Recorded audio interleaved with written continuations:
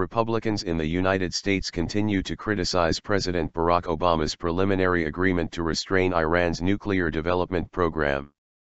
Mitt Romney, who lost the 2012 presidential election to Obama, told the television show Fox News Sunday the prospective deal the United States and 5 other world powers negotiated with Iran is not the kind of deal that will protect us and people around the world. Romney called for stricter economic sanctions than the West and the United Nations have imposed on Iran in an effort to keep Tehran from developing a nuclear weapon. Romney said a bad deal is not as good as no deal. Senator John McCain, who Obama defeated in the 2008 election, also attacked the agreement. It is undeniable that the version of the nuclear agreement outlined by the Obama administration is far different from the one described by Iran's supreme leader, on inspections, sanctions relief, and other critically important issues, a McCain statement said Saturday. Kerry urges patience.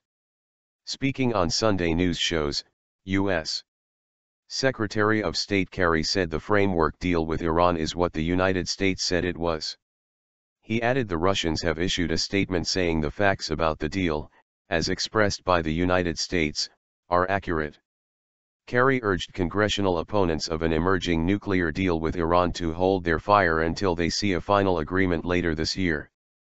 He said the Obama administration should be free to negotiate without interference until the June deadline for a final deal. Kerry said he will brief lawmakers over the next 2 days as part of the Obama administration's effort to beat back a move among lawmakers to require congressional approval to ease sanctions on Iran. Iran and the world powers have set the end of June as their next deadline to reach a final agreement. Obama declared during a press conference at the close of the Summit of the Americas in Panama that partisan wrangling over the nuclear negotiations with Iran has gone too far. It needs to stop, he said.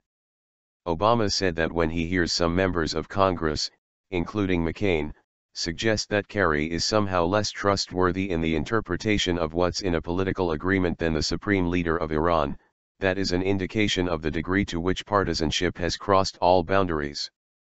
We saw this with the letter sent by the 47 senators, who communicate directly to the supreme leader of Iran, the person that they say cannot be trusted at all, warning him not to trust the United States government, Obama added.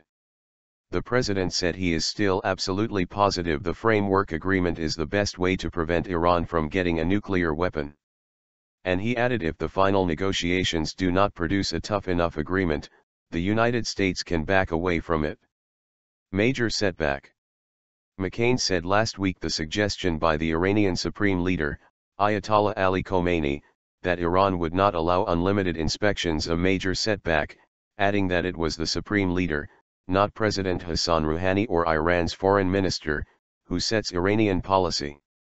The Senate Foreign Relations Committee is set to debate and begin voting Tuesday on amendments to legislation calling for Congress to have a say on the nuclear agreement. Iran and 6 world powers reached a framework agreement earlier this month. The US and Iran have both released their own bullet-point interpretations of the framework agreement, since officials said they could not agree on a comprehensive document. The US government and many of its allies believe Iran's nuclear program is aimed at producing a weapon, despite Iran's insistence that the program is for civilian energy purposes.